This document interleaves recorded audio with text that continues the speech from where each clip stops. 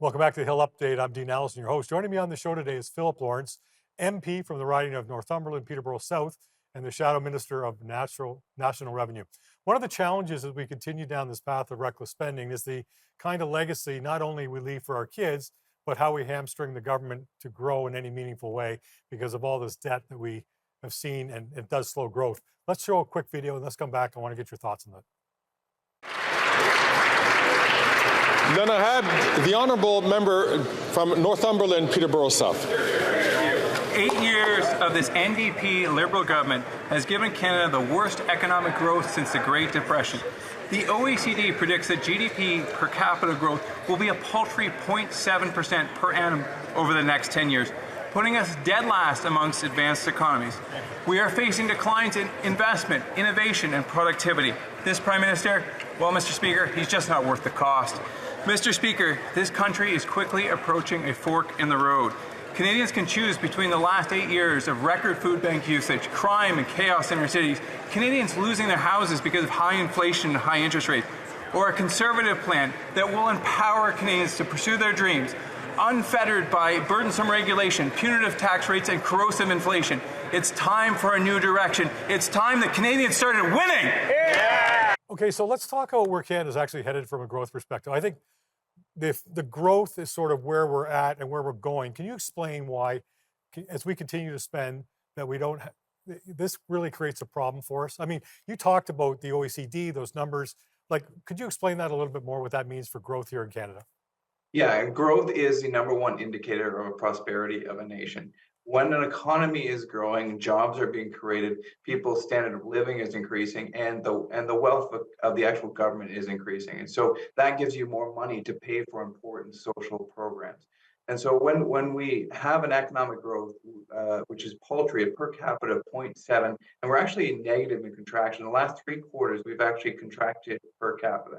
You'll hear the Minister of Finance talk about the fact that our total GDP is increasing, which she's not wrong about that, but that's because our population is dramatically increasing. And so that masks the underlying number. So while Canada may not yet be in a recession, Canadians are. Individual Canadians are facing a decreasing level of standard of living. Jobs are disappearing quickly. The economy is getting into a difficult situation.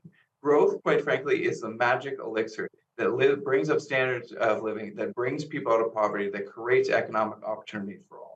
So I believe I read one of those reports that we are going to be like this until 2060. I believe that if the course is not corrected, is that how long this could go on? Yeah, I mean, it could almost go on in infinitum because of the fact that we have underlying. So you can see imagine a duck. Underneath the duck, their feet are moving like crazy. They look calm on the surface, and so underneath the surface is actually where the real challenge is. Our productivity, our innovation, and our capital investment, which are the things that are really the fuel that drives our economy, that drives economic growth, that creates wealth, are amongst the lowest in the OECD. And they're predicted to actually be, we're going to be dead last in capital investment in the OECD between now and 2060.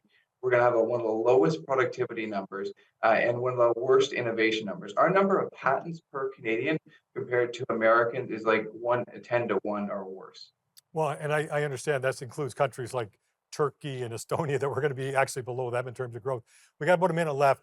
Could you also, you do have some references from US stats versus Canadian? I thought I saw we were around 40 to 50,000 per person, in the US is considerably higher, just for a frame of reference. Yeah, so for GDP per capita, and GDP per capita it translates directly into a standard of living. And so in the United States, it's somewhere between $70,000 to $80,000, depending on which analyst you pick. In Canada, it's between $40,000 and $50,000. That's the biggest gap in the history of our two countries. There's never been a time in history ever where Canadians have been that much poorer than Americans. As I understand, it's really since the Great Depression, we haven't had it so bad in Canada. Is that an accurate statement? Yeah, our per capita growth is the worst since the Great Depression, which is absolutely startling, and it really almost to the day it all tracks back to 8 years ago. Well, listen, Bill, thank you for joining us on the show today. We'll try and get you back again to talk about where we're headed as we move forward over time, and we'll thank you once again for joining us on the show. Thanks. It's an honor and privilege to be here.